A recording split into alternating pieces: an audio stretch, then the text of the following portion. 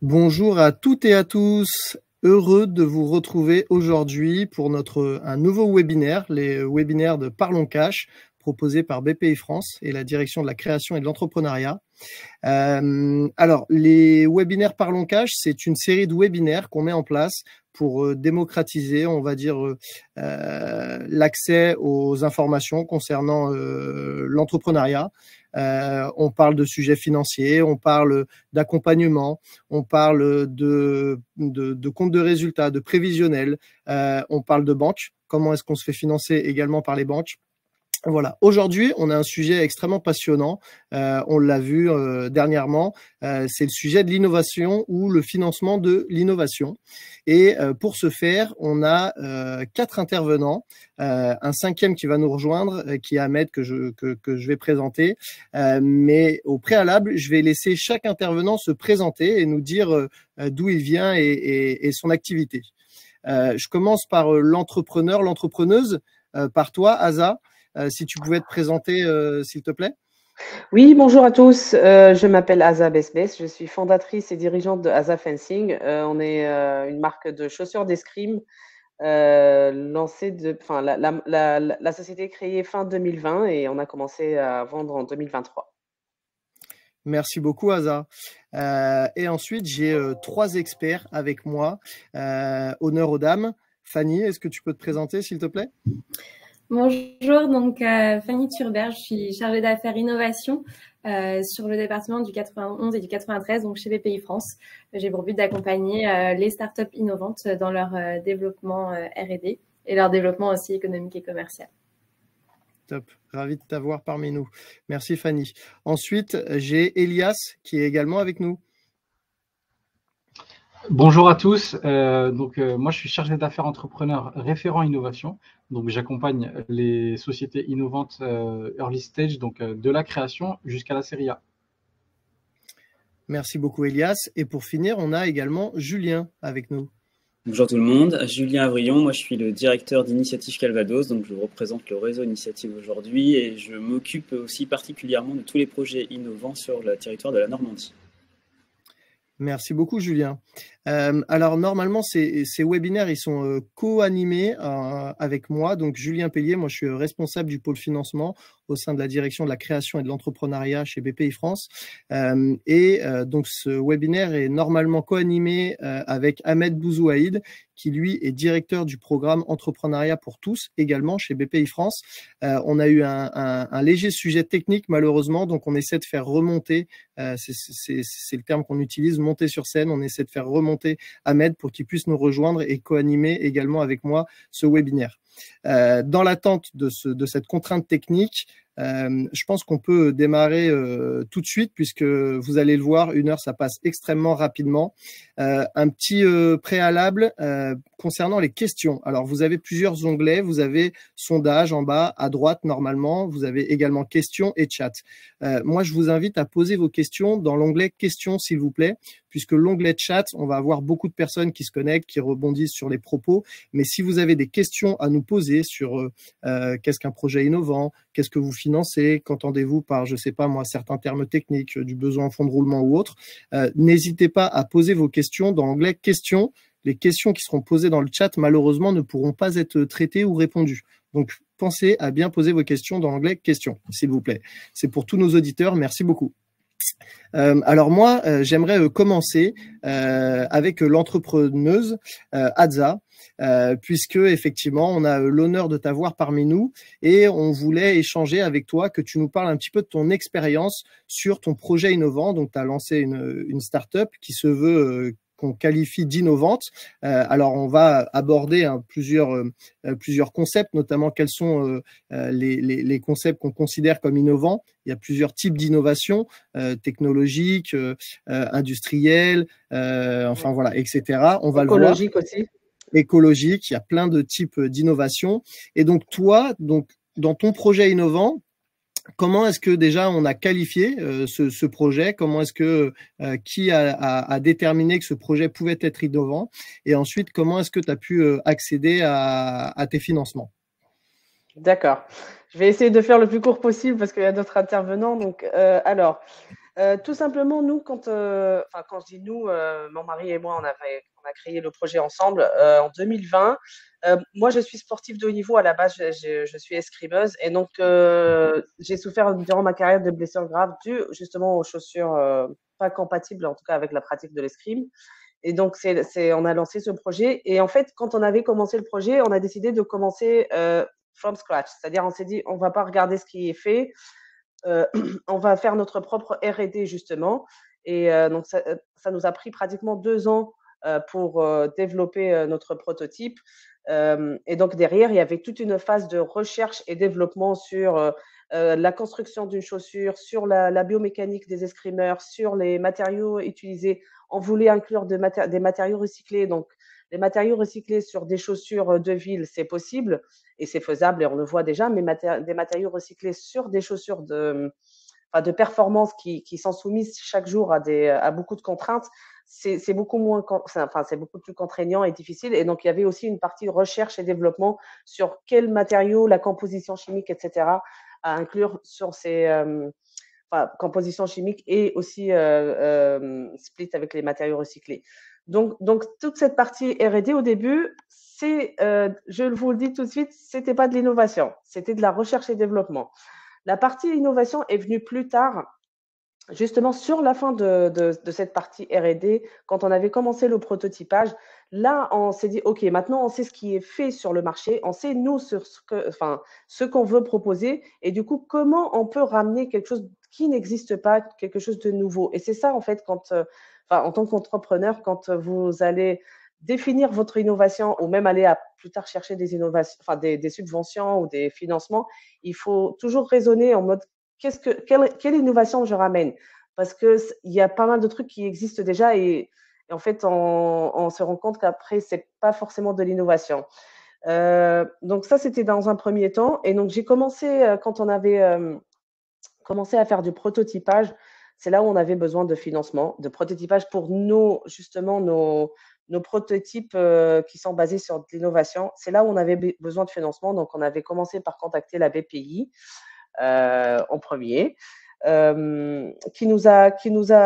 a bien compris le projet et tout. Et au début, ils nous ont dit non, vous n'êtes pas innovant. Ça justifie pas le caractère innovant. Et puis aussi, il y a une composante très importante que vous devez savoir en tant qu'entrepreneur, c'est qu'est-ce que vous ramenez, vous, en fonds propres, versus ce que vous demandez à la BPI. Ça, c'est très important parce que nous, les 2 premières années, on faisait que sortir du cash. C'est-à-dire, nous, on avait nos propres fonds propres. On contractait un prêt à la banque, en banque en parallèle. Et donc, ça, pour la BPI, on était en fonds propres quasi nuls, on va dire.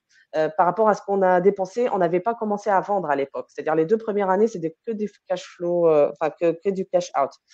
À partir de fin 2022, début 2023, c'est là où on a commencé à vendre. Et là, on est allé revoir la BPI. On a dit, voilà, maintenant, on a commencé à vendre. Le POC est confirmé. Il y a des ventes, il y a du cash-in maintenant. Et en fait, nos fonds propres ont commencé à augmenter, commencé à être positifs en tout cas. Et en parallèle, nous, on avait développé, on voulait travailler sur une semelle Smart Insole, c'est une semelle intelligente. La semelle intelligente existe déjà. Il y a des semelles qui ont des capteurs, il y a des semelles qui récupèrent les datas des sportifs en général. Par contre, une semelle adaptée à la pratique de l'escrime, là où on voulait, nous, chercher la posture, par exemple, chercher la posture de l'escrimeur après un effort, avec la fatigue, pour prévenir les blessures et pour améliorer la posture et les performances, ça n'existe pas. Et c'est là où il y avait un caractère innovant. Et c'est là où on a demandé à la BPI, maintenant qu'on a les fonds propres positifs, on a un caractère innovant, on sait sur quoi on veut travailler et on a déjà commencé parce qu'on leur a aussi montré sur quoi on avait déjà travaillé sur ce projet-là. Là, ça a commencé à être… le dossier a été accepté. Donc, nous, dans un premier temps, on avait postulé pour le Diagnostic Axe, je me rappelle. C'était une subvention de 8 000 € qui était directement versée au laboratoire R&D avec lequel on travaillait. Donc, ça, c'est dans un premier temps. Dans un second temps, quand on avait bien avancé sur le projet et qu'on avait besoin de recruter, par exemple, et qu'on avait besoin de plus de fonds pour travailler, enfin, et pour recruter et pour travailler avec des laboratoires R&D, là, on avait présenté un dossier avec tout le business plan derrière. On avait besoin des fonds. Pourquoi, sur combien de temps, pour recruter qui, quand, le taux horaire pour chaque recrutement, par exemple, ce dont on avait besoin comme budget pour travailler avec des laboratoires externes, ce dont nous avons en fonds propres dans la société, le chiffre d'affaires de 2023, le forecast de chiffre d'affaires de 2024. Et c'est là où, et après, on a postulé pour la Innovap, enfin pour la subvention Innovap. Et donc, ce dossier, il est quand même assez lourd. Attention, en tout cas, si vous êtes entrepreneur assez jeune dans cette aventure-là, je pense que cette étape-là, vous avez besoin d'aide. Nous, on a fait appel à un cabinet externe qui aide sur le montage du dossier. On avait aussi un chargé d'affaires BPI. Et en fait, les trois ensemble, c'est-à-dire le chargé d'affaires, le cabinet et nous-mêmes, on avait ensemble monté un dossier qui est quand même très, très prenant. Et en fait, on a postulé et c'est là où on a été accepté pour une subvention Innovap. Attention, la subvention Innovap, elle va couvrir maximum 45% de votre le portefeuille total, votre besoin total. C'est-à-dire que si la BPI vous donne 45% en subvention, il faut que déjà vous, les 55%, vous les ayez ou vous avez en tout cas la capacité de les financer. Sinon, la BPI, elle va pas vous suivre. Maintenant, ça peut aussi se faire avec la banque aussi, mais cette condition, elle est nécessaire. Voilà pour notre projet. Je veux juste rajouter une petite parenthèse, rien à voir avec peut-être. Attention, je vois beaucoup, en tout cas, j'ai des amis, enfin, je suis dans pas mal de réseaux d'entrepreneurs et on parle beaucoup d'IA en ce moment. Oui. Avoir de l'IA dans son projet ne veut pas dire automatiquement innovation. L'IA existe déjà. En fait, c'est pas parce qu'on a de l'IA que ça. Par exemple, nous, sur nos semelles intelligentes qu'on est en train de développer, oui, on va utiliser l'IA, mais on n'a pas inventé l'IA. C'est-à-dire, ça, c'est un outil pour améliorer par exemple, la détection. Nous, on utilise des capteurs pour la détection des mouvements ou pour entraîner les capteurs à comprendre les mouvements des escrimeurs. Mais en aucun cas, on a inventé l'IA. Et donc, utiliser l'IA ne veut pas systématiquement dire innovation. Voilà. On va en parler, effectivement. Merci beaucoup, Aza. Merci beaucoup. Donc, tu as parlé de plusieurs concepts. Tu as parlé de fonds propres, tu as parlé d'accompagnement, ensuite tu as parlé de R&D, tu as parlé de bourse. On va réaborder là tous ces thèmes-là pour essayer de démystifier, dégrossir un petit peu toutes les idées reçues qu'on pourrait avoir. Je vous le présentais tout à l'heure, Ahmed Bouzouaïd, qui nous a enfin rejoint. Ahmed, je te laisse te représenter du coup. Merci pour ta présence. Yes. Avec plaisir. Je vais aller très vite. Donc, directeur du programme Entrepreneuriat Quartier 2030. Donc, ravi de vous accompagner sur cette séquence de Parlons Cash. Donc, on va parler cash. Là, aujourd'hui, le focus, c'est l'innovation. Je vais vous écouter et réagir. Merci beaucoup, Julien, pour l'intro. Top, merci beaucoup Ahmed.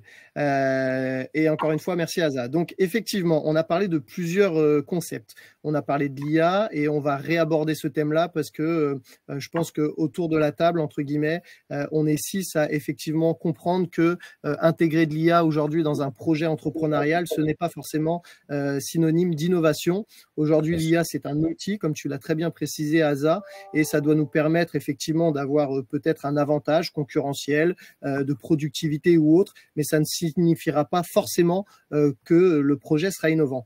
Alors, dans tous les concepts que tu as abordés, moi, il y a quelque chose que je retiens, donc, c'est le besoin d'accompagnement, puisque tu en as parlé, tout seul comme ça, quand on se lance déjà dans une activité entrepreneuriale, c'est extrêmement prenant, on devient entrepreneur, il faut gérer entre la comptabilité, les besoins en fonds de roulement, tous les aspects financiers, ton projet à côté, la gestion humaine, les locaux, etc. Donc, ça peut être très vite être assez une charge mentale assez importante. Pour accompagner les entrepreneurs, on a des réseaux d'accompagnement. Je pense notamment à Initiative France, dont Julien aujourd'hui est le digne représentant. Alors moi, j'ai une question. Rebonjour Julien. Aujourd'hui, comment sont accompagnés les projets qui sont qualifiés comme innovants au sein d'Initiative France? Comment est-ce que toi, en tant que directeur de structure, tu peux accompagner un entrepreneur, lui indiquer que son projet sera qualifié d'innovant et ensuite de pouvoir l'orienter vers des besoins financiers, en tout cas des solutions financières adaptées à son projet innovant? Ok, vaste question. Juste pour recadrer un petit peu, donc Initiative France, on est un réseau de 204 associations locales sur l'ensemble du territoire français. On existe depuis 40 ans et on accompagne et on finance tout projet de création, reprise ou développement d'entreprise, quelle que soit l'activité, quel que soit le secteur. Ça, c'est juste pour dire à peu près. Donc, on accompagne environ 20 000 entreprises par an. On accompagne gratuitement. Chez nous, tout l'accompagnement est gratuit. Ça ne coûte rien aux porteurs de projets.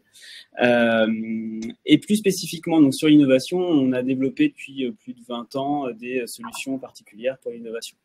L'accompagnement d'un projet innovant, c'est pas la même chose que l'accompagnement d'un projet classique. C'est pas les mêmes besoins, c'est pas les mêmes conseils, c'est pas les mêmes ressources financières à solliciter non plus. Après, je dirais que l'accompagnement de l'innovation, il est un peu le même que de l'accompagnement classique. On va faire le point sur l'ensemble du projet. Donc, on va regarder si le porteur de projet tient la route, s'il a les compétences, l'expérience. On va regarder si son idée est clairement innovante. Alors, l'innovation, la définir, c'est toujours un petit peu compliqué. Ça va dépendre de votre lieu d'implantation. Ça va dépendre des interlocuteurs que vous allez avoir en face de vous.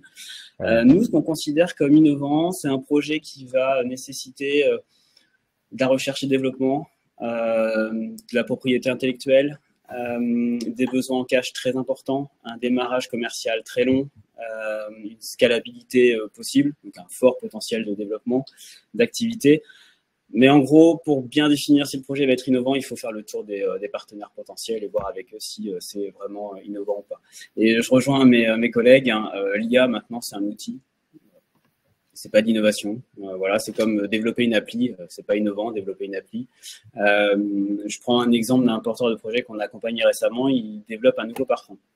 Un parfum, ça n'a rien d'innovant. Ça fait des millénaires que ça existe, le parfum. Ce qui est innovant sur son projet à lui, c'est la production du parfum. Enfin, c'est le test du parfum. En gros, là, à l'heure actuelle, les technologies existantes mettent 3 mois pour voir si le parfum tient la route.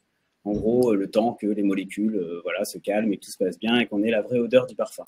Il a développé, lui, un procédé technique qui fait que ça se fait en 2 jours. Voilà. Là, on est sur l'innovation, par exemple. Après, j'ai plein d'exemples qui sont possibles. Projet très concret, donc.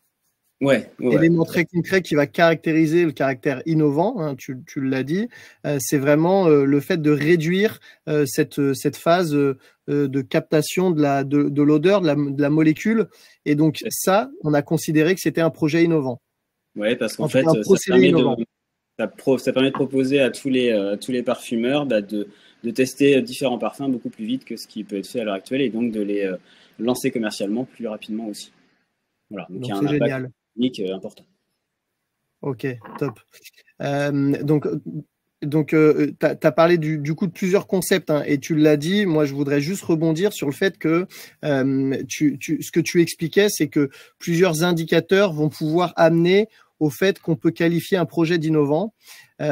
Effectivement, tu as également indiqué, donc on parlait de l'IA et tu parlais des applications. Aujourd'hui, par exemple, proposer un produit sans faire d'application, il y a 20 ans, sortir une application, ça pouvait être considéré comme innovant parce que c'était encore le début. Alors, il y a peut-être pas 20 ans, peut-être maintenant un peu dessus, il y a 20 ans. Je commence à me faire vieux moi aussi.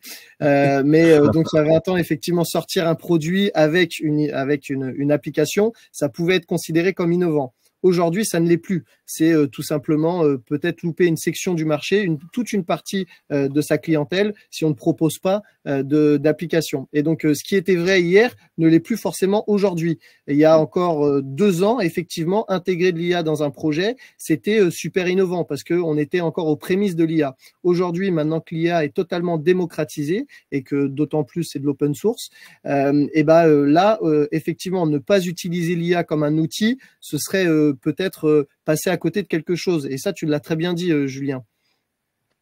Ouais, c'est important. De toute façon, quand on est sur l'innovation, il faut être très agile. Il faut utiliser tous les outils qu'on a sous la main. Donc l'IA maintenant en fait partie. Je suis en train de regarder là, les questions sur le chat, c'est intéressant quand on parle de caractère innovant techniquement ou d'usage ou de comportement. En fait, ça peut être effectivement un usage. J'ai un autre projet en tête, c'est pour le diagnostic immobilier. Là, en fait, j'ai eu des chercheurs qui travaillent sur les ondes. Et donc, il y a des outils qui existent pour définir ce qu'il y a dans les murs. Donc, les matériaux qui sont utilisés dans les murs. Et ben voilà, j'ai un projet Inno qui va utiliser les ondes. Ces ondes-là qui ont été, voilà, et là, il y a la recherche, donc il y a eu des liens avec des labos et tout. Et donc, ils vont utiliser cette technique en créant un pistolet pour analyser ce qu'il y a dans les murs. Voilà, pour que le diagnostic puisse se faire le plus facilement possible. Ben, voilà, il y a plein de choses comme ça. Okay. Après, donc, je reviens sur ce que disait Asa sur la problématique des fonds propres. Initiative, c'est un réseau d'accompagnement à la création auprès d'entreprises. C'est également un réseau de financement. Et donc, on a financé plus de 600 entreprises innovantes sur l'ensemble de la France l'année dernière. Ça représente plus de 23 millions d'euros d'engagés. Et on a donc des outils financiers qui sont des prêts d'honneur, donc des prêts personnels, donc des prêts à taux zéro. C'est de l'argent qu'on vous prête à vous et pas à l'entreprise. Donc, l'objectif, c'est bien de renforcer les fonds propres et de permettre d'obtenir les financements complémentaires et notamment les financements de BPI France. Parce qu'il ne faut pas oublier que lorsque vous avez un projet Inno, nous, on va être là pour financer la phase d'émergence. Donc là, quand vous n'avez pas grand-chose à montrer, en gros, quand vous êtes à la phase de prototypage, vous avez votre première version potentiellement commercialisable. Donc, il y a peu de monde qui va financer votre projet à part vous. Donc le réseau initiative à travers des prêts à taux zéro et potentiellement BPI à travers des subventions ou d'autres prêts d'amorçage. Donc on fait partie du premier réseau à accompagner votre projet, à vous challenger un peu sur le projet et à vous faire pitcher aussi. Ça c'est quelque chose de très important, savoir présenter son projet. Voilà. Donc tout ça pour dire qu'on a des solutions de financement pour l'innovation et si à un moment donné on considère que votre projet n'est pas innovant pour X ou Y raison, on a des outils financiers pour financer le projet, quel qu'il soit innovant ou peu innovant. Alors, je préfère le dire, c'est parce qu'on parle de l'innovation aujourd'hui et que vous considérez que votre projet est innovant et pas de bol, votre projet n'est pas innovant pour la plupart des personnes qui sont dans l'écosystème innovation, et bien on peut quand même vous financer le projet. Bien sûr, il y a plein de solutions de financement. Tu en as parlé. Tu as parlé des prêts d'honneur. C'est effectivement une solution financière que nous et également on propose en cofinancement avec vous justement, avec les dossiers que vous pouvez également nous adresser. On mutualise le risque. On va pas rentrer dans le détail, mais en tout état de cause, les prêts d'honneur sont une excellente solution pour renforcer les fonds propres. Asa en parlait, les fonds propres, donc c'est les fonds qui vous sont propres. Et c'est pour ça qu'on prête à la personne physique et pas à la personne morale. On prête à Julien ou à Asa ou à Fanny en tant que personne physique pour consolider et apporter du cash dans l'entreprise. Donc effectivement, les prêts d'honneur, c'est un prémisse au financement quand on se lance dans une activité entrepreneuriale. Et forcément, le prêt d'honneur, ça va rassurer un peu le banquier. Et ma prochaine question va se tourner vers Elias. Effectivement, on a parlé des fonds propres. Je vois dans les questions, on nous demande si effectivement BPI ne prête qu'à des sociétés qui vendent déjà. Ça, c'est dans le cas d'une entreprise où effectivement il y a du cash et il y a une activité commerciale et on peut avoir un financement un peu plus facilement puisque l'entreprise est déjà implantée, c'est peut-être des besoins en fonds de roulement et donc oui, on peut prêter à ce niveau-là. Mais on prête également en phase de création d'entreprise et c'est là où les prêts d'honneur interviennent. Ma question, elle se tourne donc vers Elias. Effectivement, on a parlé des fonds propres, ça vient rassurer le banquier quand vous présentez votre projet pour vous faire financer. Comment est-ce que, au sein de BNP Paribas, toi, Elias, quand tu reçois des porteurs de projets, tu peux échanger avec eux sur le caractère innovant et quelles solutions vous avez pour accompagner financièrement les dossiers innovants? Alors, déjà, la première chose, ça va être de comprendre, en fait, ça a été dit un peu par tout le monde, mais comprendre ce que c'est que l'innovation. Il y a différents types d'innovation. Il peut y avoir des innovations de rupture, des innovations de type, donc d'objets ou d'usage, etc. Donc ça, en fait, on va pouvoir le définir. Mais en fait, pour comprendre si un projet est vraiment innovant, c'est pas un critère précis, mais en fait, c'est un faisceau d'indicateurs. Donc, ces faisceaux-là, ils sont plusieurs, mais en fait, ça va être la réunion de plusieurs critères qui vont nous dire « Ah, on est sur un projet innovant ». Et je vais vous en citer 3, par exemple. Donc, ça va être, par exemple, bénéficier d'une aide, d'un concours ou d'une intervention des équipes d'innovation de BPI France. Donc, BPI aura déjà défini que c'est innovant. Ça va être appartenir à un incubateur ou suivre un programme d'incubation. Ça peut être déposer des brevets. Et après, il y en a d'autres, avoir le statut de JEI, percevoir du CIR, etc. Il y en a plein d'autres. Mais ça va être vraiment c'est pas un critère en tant que tel, c'est vraiment un faisceau qui vont nous permettre de reconnaître si un projet est innovant. Ça, c'est la première chose. Le CIR, c'est le crédit impôt. Excuse-moi, Elias, parce que c'est vrai que nous, on connaît les termes. Peut-être développer un peu rapidement quand on fait ces termes. Le CIR, c'est le crédit impôt recherche. Donc, c'est un crédit qu'on vous octroie dans le cadre de projets innovants, une des solutions financières. Excuse-moi. Pardon, non, mais tu as tout à fait raison. Ensuite, en termes d'accompagnement, en fait, on va accompagner de manière différente selon les phases. Tout à l'heure, tu parlais de création. Est-ce que il y a en fait du chiffre d'affaires? Une des questions qu'on pose à l'entrepreneur en tant que banquier, c'est « mais comment vous me remboursez ?» C'est une question qui peut paraître un peu crue, mais elle est centrale. Et en fait, elle permet de savoir comment on va pouvoir vous accompagner.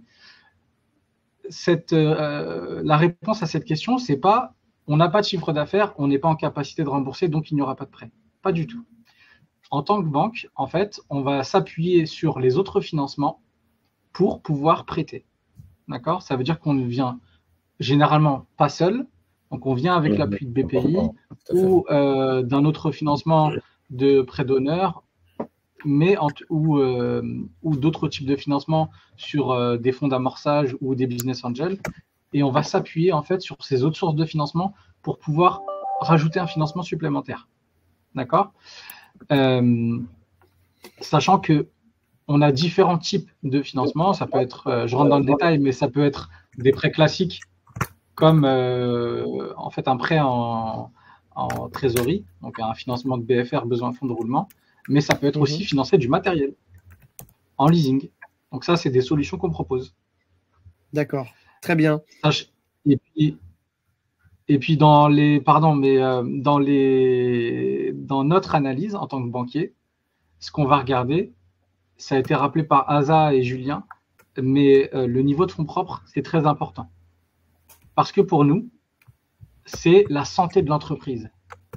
Et une bonne santé, nous, ça nous encourage à y aller. Donc, bien sûr, on souhaite accompagner les entrepreneurs, et pour ça, il faut qu'elles puissent avoir un bon niveau de fonds propres. Bien sûr. Très très important. Effectivement, quand on parle de financement, que ce soit pour l'innovation, et c'est Julien aussi qui l'a rappelé, mais aussi pour tout type, encore une fois, de projet, de produit ou d'activité entrepreneuriale, le niveau de fonds propres est extrêmement important. Et tu le dis, Elias, c'est un peu la santé de l'entreprise. Plus on a des fonds propres et plus potentiellement on considère que l'entreprise est saine et viable. Et donc, pour augmenter le niveau de fonds propres, il y a la solution dont on vous a parlé.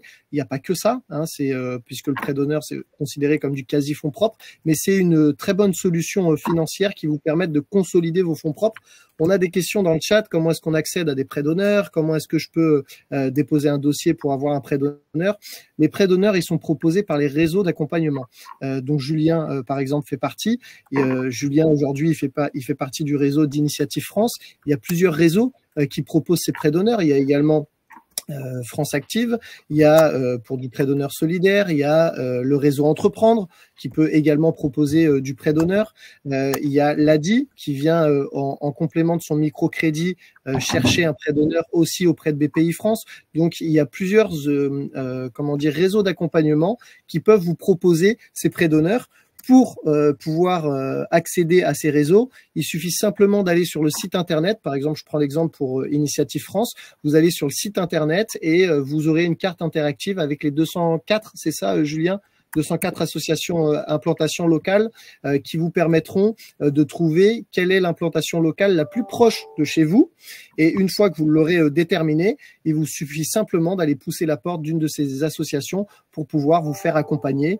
Donc, il y a bien évidemment des prérequis qui vous seront expliqués par les personnes que vous rencontrerez. Mais en tout état de cause, ces réseaux sont faits pour vous accompagner quand vous devenez entrepreneur. On ne le sait pas assez malheureusement. Et ces réseaux qui accompagnent, il y a une statistique qui est extrêmement importante, c'est que lorsque vous êtes accompagné, vous avez 2 fois plus de chances d'avoir une activité pérenne à 3 ans que lorsque vous n'êtes pas accompagné. Et forcément, cet accompagnement, il va être perçu aussi positivement quand on va pousser la porte d'un banquier, par exemple Elias, quand on va aller lui faire une demande de financement. Si Elias voit que vous avez été accompagné, par exemple par Initiative France, par Julien qui est directeur lui de son entité. Alors ce sera peut-être pas Julien qui vous accompagnera physiquement, mais un de ses collaborateurs. Mais en tout état de cause, ça va rassurer Elias parce qu'il va se dire que vous avez été accompagné, vous avez peut-être, Julien, il aura peut-être sollicité des prêts d'honneur et donc du coup un niveau de fonds propres extrêmement intéressant pour le lancement d'une activité entrepreneuriale. Elias, il sera beaucoup plus enclin à vous financer de la trésorerie, à financer de l'immobilisation de la capitalistique ou alors le financement de machines, de production par exemple. Et donc ça va vraiment vous aider à pouvoir accéder à des financements qui correspondront à vos besoins à un instant T. On a également Fanny avec nous. On va revenir encore une fois sur le concept, sur certains concepts. Fanny, aujourd'hui, donc toi, tu travailles au sein de BPI France. On est collègues. Et toi, tu es sur la partie innovation.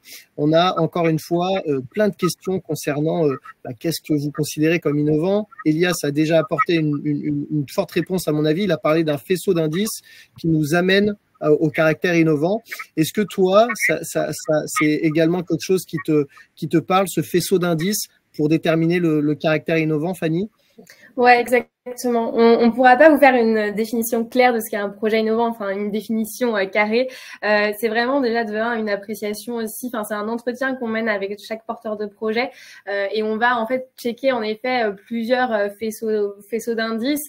Ça va être aussi déjà l'équipe qui est à la tête de ce projet. Est-ce que voilà, c'est une équipe solide et complémentaire. Et il y a aussi du coup dans le projet en lui-même, on va aller chercher une proposition de valeur qui est différenciante sur le marché. Et ça, c'est aussi le cas avec l'IA. Et comme on l'a dit, il y a les usages ont changé et tout évolue. C'est vrai qu'il y a 2 ans, c'est intégrer de l'IA, c'est une proposition de valeur qui était très différenciante sur le marché. Aujourd'hui, c'est un prérequis, on va dire. Donc, il faut qu'il y ait cette proposition de valeur qui soit différenciante, qui permette au projet d'aller chercher des parts de marché sur le marché sur lequel il veut s'insérer. Et puis, du coup, qui est aussi un peu cette vision risque. Et là, ça revient aussi à ce qu'on disait avec l'intelligence artificielle. Il faut que ce soit des projets où il y ait quand même une part un peu d'inconnu et qui ait besoin d'aller faire sauter des verrous technologiques ou d'autres verrous pour pouvoir du coup justifier ce caractère innovant. C'est-à-dire que tout le monde ne sait pas faire ce qu'on veut faire et qu'il y a une part de risque, il y a des verrous technologiques à faire sauter et ce qui peut justifier aussi que nous, derrière BPI France, on puisse intervenir côté financement de l'innovation en tant que telle. Donc voilà, on vient de checker plusieurs choses. On vient aussi sur, comme on l'a dit, sur tous secteurs d'activité et sur tout type d'innovation, que ce soit de l'innovation technologique, de l'innovation de procédés, de l'innovation purement produit, et sur tout degré d'innovation, donc de l'innovation incrémentale, comme l'a dit Elias, à l'innovation de rupture. On va aussi demander après des maturités de projet qui vont être différentes en fonction du degré d'innovation. C'est sûr qu'une innovation plutôt incrémentale où il y a pas mal déjà de concurrents en place et où les barrières à l'entrée sont plus modérées vis-à-vis de potentiels concurrents, on va peut-être demander un projet un peu plus ficelé avec une vraie proposition de valeur différenciante sur le marché et sur l'innovation de rupture, donc là qui est une innovation vraiment très technologique avec de fortes barrières à l'entrée. Là, c'est sûr qu'on va demander le projet est peut-être un peu plus en amont en termes de développement technologique et d'où aussi la justification que BPI France, organisme public, interviennent pour soutenir en fait ces phases de recherche et développement qui vont être très intenses, longues, avec une mise sur le marché de l'innovation qui va mettre plus de temps puisque il y a beaucoup de verrous à faire sauter. Et nous, on a tout un continuum de financement pour accompagner du coup ces sociétés innovantes, hein, qu'elles soient incrémentales ou de rupture. Et du coup, on a sur les innovations de rupture, on entend beaucoup le mot deep tech chez BPI France, qui est un des plans stratégiques, c'est de faire émerger des deep tech en France. Et en fait, par deep tech, qu'est-ce qu'on entend chez BPI France? C'est déjà des forts liens avec la recherche, donc les laboratoires, qu'ils soient publics ou privés en France. Donc ça, c'est un des piliers importants et qui fait qu'un projet entrepreneurial est deep tech, c'est qu'il a ce fort lien avec la recherche, qu'il ait des forts verrous technologiques, hein, comme on l'a dit, les projets de rupture, c'est des projets avec de fortes inconnues, on va dire, et du coup, il y a il y a beaucoup d'incertitudes sur la technologie qu'on cherche à développer. On sait que potentiellement elle fonctionnera pas, donc voilà, aujourd'hui faire de l'intelligence artificielle, on sait que ça fonctionne, donc c'est plus une innovation en tant que telle, intégrer de l'IA, c'est plus des forts verrous technologiques parce qu'on a dérisqué toute l'implantation de l'IA dans un projet, alors que il y a des projets où en fait ça reste encore de grosses incertitudes quant au succès technologique du projet.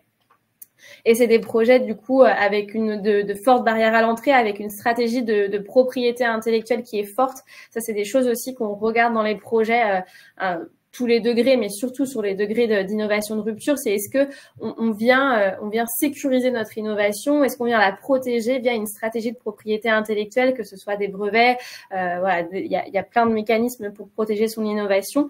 Mais sur l'innovation de rupture, c'est vraiment un point qu'on vient challenger. Et puis, on l'a dit, c'est aussi du coup des projets avec un go-to-market qui est très long. Donc, on sait qu'il n'y aura pas une commercialisation dans les 3 années à venir, mais que c'est potentiellement beaucoup plus long. Donc, ça, c'est vraiment les critères deep tech chez BPI France. On en entend beaucoup parler et c'est ça pour nous, pour BPI France, un critère deep tech et qui, du coup, donne accès à un continuum de financement dédié à ces entreprises deep tech qui est plus incitatif, du coup, parce qu'on a ces besoins en R&D qui sont très forts et, du coup, des besoins d'investir dans la recherche qui sont importants. Très clair, Fanny. Ahmed, toi, qu'est-ce que ça t'évoque du coup à l'aube de ces échanges, ces sujets d'innovation et d'accompagnement des entrepreneurs vers la bonne solution de financement? Je crois que ton micro est coupé, Ahmed. Ok, vous m'entendez? Oui. Très bien. Ouais, pour moi, il y a une notion qui est très importante, c'est la notion de, même si c'est peut-être une distinction entre c'est la notion de complexité en fait. Moi, je parle de complexité parce qu'en fait, complexité, ça veut dire des éléments simples qui vont ensemble. Et il y a une diversité d'éléments. Je m'explique, c'est que concrètement, à tous les niveaux, il y a cette dimension de complexité. Ça a été très bien évoqué par Fanny à l'instant. Déjà, on l'a vu pour qualifier l'innovation. Donc, Elias aussi a évoqué une notion clé qui est très importante, celle de faisceau d'indices. Donc, ce que je veux dire par là, donc finalement, on ne va pas s'appuyer sur un simple facteur, mais on va essayer d'avoir plusieurs éléments et ça va être challengé à l'aune de, finalement, on est plusieurs aussi autour de la table pour identifier ça. La complexité, elle intervient aussi selon la typologie d'innovation, dans le processus de l'innovation. Parce que je pense qu'il faut l'envisager comme un processus. Là, c'est Fanny qui l'explicitait là. Elle évoquait finalement, selon les typologies d'innovation, déjà, effectivement, il y a l'idée quelle est la proposition de valeur. Après, en fonction de cela, il y a tout un travail peut-être de R&D, il y a peut-être un travail je dirais, d'identification de propriété intellectuelle, de brevets, par exemple. Ensuite, il y a toute une étape d'industrialisation. Donc, il faut voir qu'il y a vraiment un processus et le chemin est long pour justement capter cette complexité. Et du coup, ça dit deux choses qui font lien avec ce qu'évoquait Julien tout à l'heure. Et vous avez évoqué deux choses sur la question du financement. C'est que ce temps long, il va falloir le financer. Et à chaque fois, ce qu'on essaie de financer, ce ne sont pas véritablement les mêmes étapes et les mêmes objets. Et donc, du coup, va falloir financer d'abord au départ, effectivement, il va falloir renforcer ses fonds propres. Tu as parlé du PH, par exemple, pour pouvoir développer son prototypage, je dirais, par exemple. Mais ensuite, une fois qu'on a fait ce travail, il y aura un travail de R&D, un travail de propriété intellectuelle. Enfin, tout ça aussi, il faut le financer. Et donc, il y a un continuum de financement qu'il faut envisager. Et ce continuum de financement, pour ajouter à cette dimension de complexité que j'évoquais tout à l'heure, finalement, ça a été évoqué, finalement, c'est un sport d'équipe. Ce que je veux dire par là, non seulement il faut envisager une continuité dans le financement, mais en plus, chacune des étapes, il faut les envisager dans des logiques de cofinancement. Donc c'est pour ça que le maître mot, à mon sens, c'est la complexité, qui n'est pas un vilain mot, mais ça veut juste dire que finalement, la réussite d'un projet innovant, c'est plus que jamais un projet collectif, un sport collectif, quoi. Ouais, c'est vrai. C'est vrai que quand tu parles de sport collectif et du coup de cofinancement, je pense que toi, Asa, tu ne peux qu'acquiescer les mots d'Ahmed. T'en as parlé, toi, de ton expérience où au départ, tu expliques que tu as injecté beaucoup de cash, toi, dans ton entreprise. Et puis ensuite, à un certain moment, tu as voulu financer la R&D. Souvent, dans le cadre des projets innovants, effectivement, on va pouvoir financer la R&D.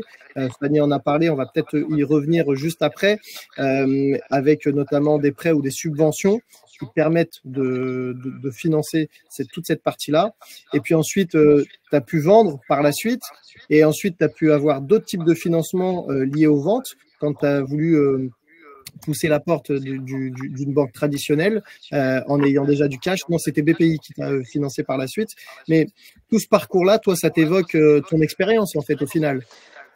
En fait, tout à l'heure, quand je viens à parler, j'ai oublié de parler du prêt d'honneur. Je vais donner la chronologie du lancement plus tout le cash injecté, que ce soit en fonds propres ou en subvention ou en financement. Donc, alors, la société, elle est créée en 2020, fin 2020. 2023, on injecte nos fonds propres, du cash. Après, on va chercher un premier prêt d'honneur chez Réseau Entreprendre. Donc là, c'était un prêt d'honneur de 35K. Et avec ça, on a contracté un prêt chez Crédit Agricole de 150K. Et en fait, pour les deux, pour les obtenir, on a mis en caution, ou en tout cas, on a mis la partie cash qui est pratiquement la même somme que ce que Crédit Agricole et BPI nous ont donné. Et après, ils regardent aussi tes fonds propres, qu'est-ce que tu as ou qu'est-ce que tu fais, etc.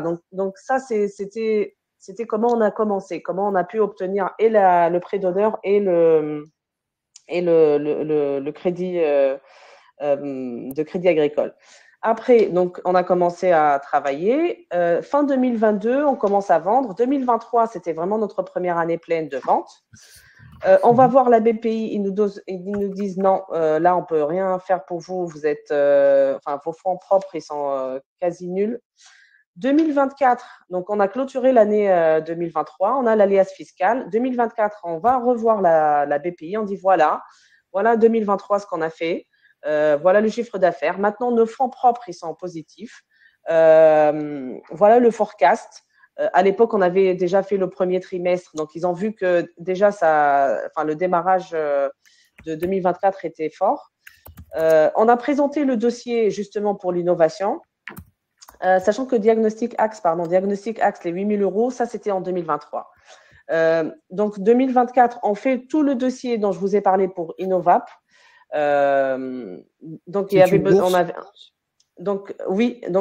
on avait déjà deux liasses fiscales, 2022, 2023. On avait déjà deux liasses fiscales. On avait les comptes positifs, on avait les fonds propres positifs. On avait déjà tout le projet présenté. La BPI nous suit là-dessus, donc pour le Innovap. Donc nous, c'était un projet R&D, pour l'innovation, on avait chiffré ça à 350 avec les recrutements prévus, avec les budgets pour R&D, avec tout ce qui est prototypage, le budget prototypage, etc. Donc ça a été un budget chiffré à 350 et la BPI nous a suivi derrière avec 150 en subvention. Payable sur 2 fois. Le projet, il va durer 2 ans. Donc, il a déjà commencé en avril 2024 et il continuera jusqu'en avril 2026. Et donc, la BPI, elle a versé une première tranche de 90K. Et c'est qu'à la fin, en avril 2026, quand on va présenter tout le dossier et on va présenter les pièces justificatives qui montrent qu'on a bien dépensé au moins 350K, comme mentionné dans le BPI, parce que c'est un BPI ultra détaillé qu'il faut faire, hein. C'est là où ils vont décider, oui ou non, de verser les 60K restants ou de nous dire, bah non, vous nous restituez les 90K parce qu'on estime que vous n'avez pas respecté ce qui a été mentionné dans votre BP et tout le dossier monté à l'époque. Donc voilà. Nous, derrière, pour l'histoire, je suis revenue voir ma banque Crédit Agricole. Avec la subvention de la BPI, avec les fonds propres et avec tout ce qu'on avait, j'ai demandé à Crédit Agricole de nous prêter encore 100K, ce qu'elle a accepté. Donc voilà l'historique de ce qu'on a eu et voilà. Et le point important, c'est qu'on a contracté un autre prêt d'honneur de 100K auprès de Réseau Entreprendre en 2024. En fait, on a commencé par Réseau Entreprendre. On a dit voilà. Vous avez un prêt d'honneur qui s'appelle Boost. Ça, c'est pour les sociétés qui font un chiffre d'affaires de plus de 500K, qui ont déjà un minimum 5 personnes, 5 salariés. Et donc, nous, on cochait ces cases-là. Donc, Réseau Entreprendre, il nous a financé avec un prêt d'honneur de 100K. Ça, c'était en 2024. Et derrière, on est allé voir la banque. On a dit, voilà, Crédit Agricole nous a donné Réseau Entreprendre nous a donné 100K en prêt d'honneur. La BPI nous a accordé une subvention de 150K, dont 90K déjà versés.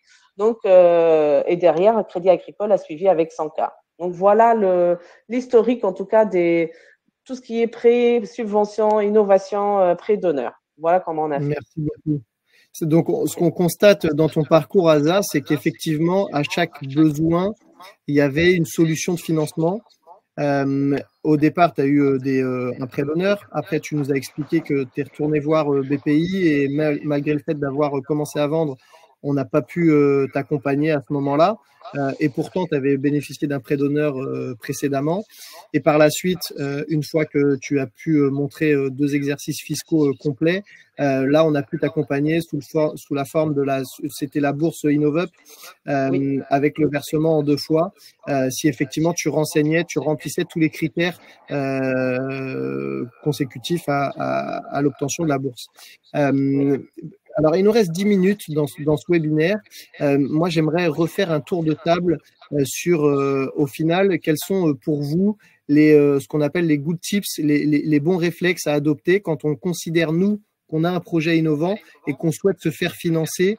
Peut-être commencer par Julien, toi qui accompagne du coup les entreprises et les porteurs de projets.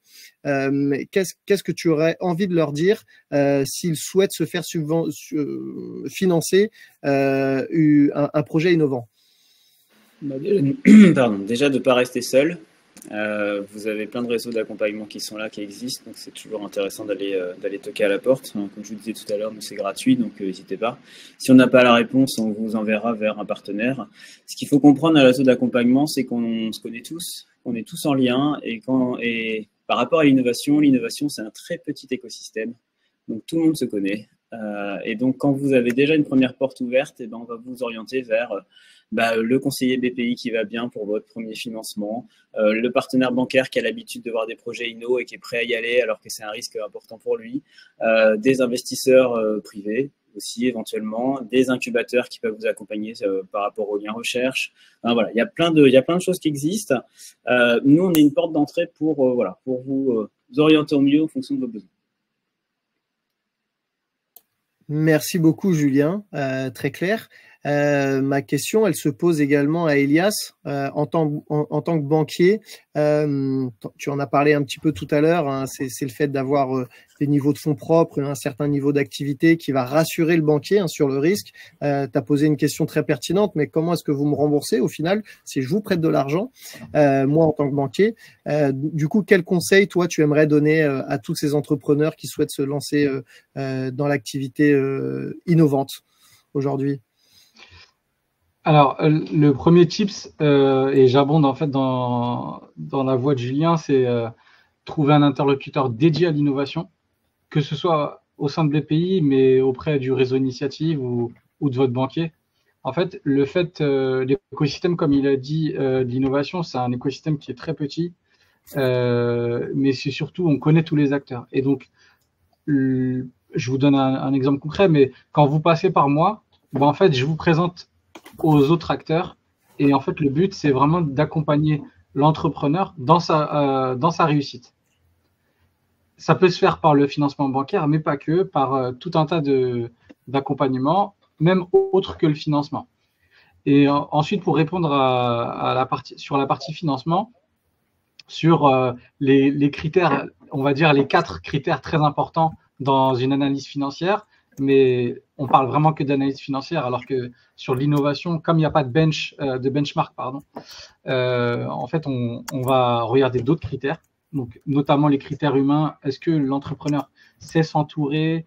Qui est au board? Il est conseillé par qui? Est-ce qu'il fait partie d'un programme d'incubation, etc.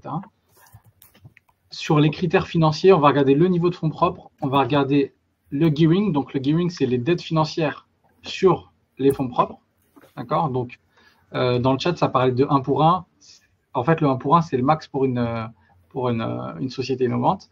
On va regarder le total bilan. Donc, quelles sont les choses qui sont inscrites au bilan? Est-ce qu'il y a des immobilisations qui sont inscrites? Et le niveau de trésorerie. Parce qu'en fait, le cash, c'est ce qui permet de payer la R&D. Si vous n'avez pas de cash, c'est un peu compliqué. Donc, il faut trouver des relais. Et après, nous, on est là justement pour vous accompagner au-delà du financement sur la partie conseil. Et on est là tous ensemble, tous autour de la table, pour vous accompagner sur la partie conseil et vous aider dans la réussite de votre projet. Ça, c'est le plus important. Très clair, merci beaucoup Elias. Ce que je retiens et ce que vous avez dit en fait également Julien et Elias, c'est que on se connaît tous entre guillemets dans le sens où on fait tous du financement et donc nous notre but c'est que vos projets ils aboutissent. On va se le dire, le but c'est de soutenir l'activité entrepreneuriale en France et notre but c'est de vous financer, mais c'est de bien vous financer. On veut pas financer, on ne souhaite pas financer un risque qui va être trop élevé pour que vous, par ailleurs, par la suite, il y ait un effet déceptif parce que vous n'avez pas été assez bien accompagné. Et puis, au final, l'argent qu'on vous a prêté, malheureusement, personne ne va le revoir. Et nous, ce qu'on veut pas, c'est des échecs. Donc, il y a quelque chose qui est très, très important, c'est que qu'importe la porte que vous allez pousser, que ce soit celle d'Elias en premier, celle de Julien au préalable, celle de Fanny ou une autre, ou celle de BPI, quoi qu'il en soit, si le projet n'est pas assez mature ou ne présente pas les caractéristiques nécessaires pour qu'on puisse vous accompagner, on va vous réorienter. Donc, n'hésitez pas à nous solliciter parce que ils l'ont très bien dit, Julien et Elias, on a besoin de conseils. Quand on lance son activité, on a besoin de conseils, qui plus est quand c'est une activité qu'on considère comme innovante. Vous l'avez vu, ça fait pas consensus. Aujourd'hui, il y a des faisceaux d'indices qui nous disent que les caractères sont innovants ou pas. Et donc, du coup, il faut que vous soyez accompagné, il faut que vous voyez des interlocuteurs, il faut que vous soyez pris en charge pour qu'on puisse, avec vous, vous orienter vers la bonne direction, obtenir vos financements et vous permettre de déployer votre projet. Fanny, ma question, elle se tourne également vers toi. Aujourd'hui, en tant que financeuse de l'innovation, au final, chez BPI France, quelles sont les bonnes actions que tu aimerais transmettre à tous nos entrepreneurs qui ont des solutions innovantes?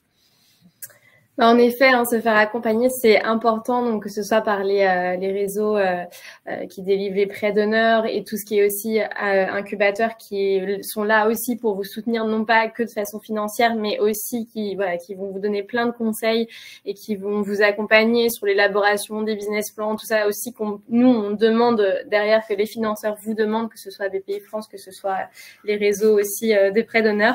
Donc vraiment, les incubateurs, c'est vraiment ils ont vraiment un rôle important dans votre développement, dans votre structuration, et ça permet vraiment de démarrer du bon pied. Nous, pour contacter aussi BPI France, et comme vous l'avez vu, l'innovation, c'est aussi, on vient vraiment étudier projet par projet et voir si on va trouver les faisceaux dans votre projet. Et du coup, il faut ne pas hésiter à faire une demande de mise en relation sur le site de BPI France en ligne pour avoir cet échange en one-to-one avec un de mes confrères frère ou moi-même sur le département du 91 et du 93. Et du coup, avoir vraiment cette discussion et pour nous, pouvoir comprendre votre projet et aussi quels sont vos besoins, parce que j'ai pas forcément spécifié, mais dans nos premiers dispositifs, on est sur des dispositifs d'aide à l'innovation. Donc, on vient financer, donc comme a bénéficié ASA, des programmes de R&D. Donc, en fait, lorsque vous présentez des dépenses nécessaires à votre développement qui sont des dépenses de R&D. Donc souvent, c'est du temps humain qui est passé à développer votre solution. Ça, c'est des dépenses qu'on peut prendre en charge. Mais en fait, voilà, nous, on vient bien financer l'innovation. On va pas financer la création de votre site internet, vos dépenses de marketing, etc. Nous, on vient bien financer aussi des programmes de R&D. Donc, c'est important de faire ce point aussi avec un chargé d'affaires innovation chez BPI France pour bien aussi déjà cadrer est-ce que votre projet est innovant, est-ce que aussi vos besoins à date sont des besoins qui rentrent dans nos dispositifs parce que c'est vraiment des dispositifs bien spécifiques où en effet vous établissez un plan de dépenses précis et c'est à partir de ce plan de dépenses-là qu'on peut calibrer notre intervention. Donc voilà, c'est surtout faire ce point avec un chargé d'affaires innovation BPI et se faire accompagner par les incubateurs et par les réseaux d'entrepreneuriat. Et voilà, en ayant en tête qu'on aura des prérequis financiers, c'est sûr, on reste un établissement bancaire. Pourquoi on a des prérequis? Parce que on veut pas être les seuls à investir dans votre projet. On veut que vous ayez aussi votre part de responsabilité dans votre projet. C'est aussi signe que vous y croyez et que du coup, nous, on peut y croire aussi. Et on a aussi un prérequis financier parce que, comme l'a dit Asa, on ne vient pas financer l'entièreté de votre programme de R&D. On vient financer qu'une partie. Donc, sur notre premier dispositif qui est la subvention innovation, on prend en charge 70% de votre programme de R&D. Donc, il vous reste déjà à votre charge 30%. Donc, faut que vous puissiez montrer la capacité de faire face à votre reste à charge du programme, puisqu'on ne va pas porter l'ensemble de vos développements. Donc, on a ces besoins, ces prérequis-là financiers en termes de fonds propres et en trésorerie, parce que on veut que vous aussi, vous ayez les moyens de mener à bien le projet que vous nous présentez aujourd'hui. Très clair, merci beaucoup Fanny. Alors il nous reste 2-3 minutes puisqu'on a commencé légèrement en retard, on essaie de maintenir ce timing de 1 heure. Le mot de la fin, il reviendra à Ahmed. Juste au préalable, chez BPI France, on a un site qui s'appelle BPI France Création et dans lequel vous avez ce qu'on appelle Mon Pass Créa. Donc Mon Pass Créa, c'est une espèce de boîte à outils qui vous permettent de, par exemple, avoir le nom des contacts des réseaux d'accompagnement ou alors de pouvoir faire en ligne un business plan complet qui vous sera effectivement indispensable pour pouvoir prétendre à différentes solutions de financement proposées par les réseaux, par les banques ou même par BPI. Donc, allez faire un tour sur le site de BPI France Création et créez votre passe créa. Encore une fois, c'est un formidable outil qui vous accompagnera tout au long de votre activité entrepreneuriale. Et le dernier point, chez BPI France, on a également mis en place un service qui s'appelle Fast Track to Cash. C'est un service qui est dédié aux personnes qui sont issues ou qui vont implanter leur activité en QPV, donc dans les quartiers des politiques prioritaires de la ville, bande des 300 mètres. Alors, c'est peut-être un peu obscur cette terminologie, mais ceux qui sont éligibles savent de quoi je parle. Donc, ce service Fast Track to Cash, il va accompagner ces entrepreneurs, il va vous accompagner une fois que vous avez fait votre business plan à trouver la bonne solution de financement. Donc, on peut vous orienter vers du fonds propre, du quasi-fonds propre, des prêts d'honneur. On va pouvoir vous orienter vers des banques pour financer de la trésorerie, par exemple, ou du besoin en fonds de roulement. On peut vous orienter vers de la garantie. On peut également vous orienter vers des investisseurs pour que vous puissiez lever des fonds. En tout état de cause, ce service est également gratuit et encore une fois, vous êtes accompagné par un analyste financier qui trouvera avec vous les bonnes solutions de financement. Le mot de la fin, il revient à Ahmed. Alors, avant de donner la parole, Ahmed, moi, je voudrais remercier tout le monde autour de la table. C'était extrêmement intéressant, très enrichissant et j'espère qu'on a répondu à la majeure partie des questions que nos auditeurs se posaient. Donc, le mot de la fin pour toi, Ahmed, quel bon conseil, toi, tu donnerais aux entrepreneurs qui veulent se lancer dans le projet, dans des projets innovants? Bon. Voilà. Moi, ce que je retiens de tout ce qui a été dit, on part du principe où on est dans l'innovation, c'est-à-dire parce qu'il y a plein de façons de la qualifier, on ne va pas revenir sur ce travail de définition. Je dirais 2 choses. La première, c'est que c'est un processus long Et qui dit processus long, on a décliné tout à l'heure l'étape et le processus, les différentes étapes, etc. Donc, c'est vraiment, on s'inscrit dans le temps long.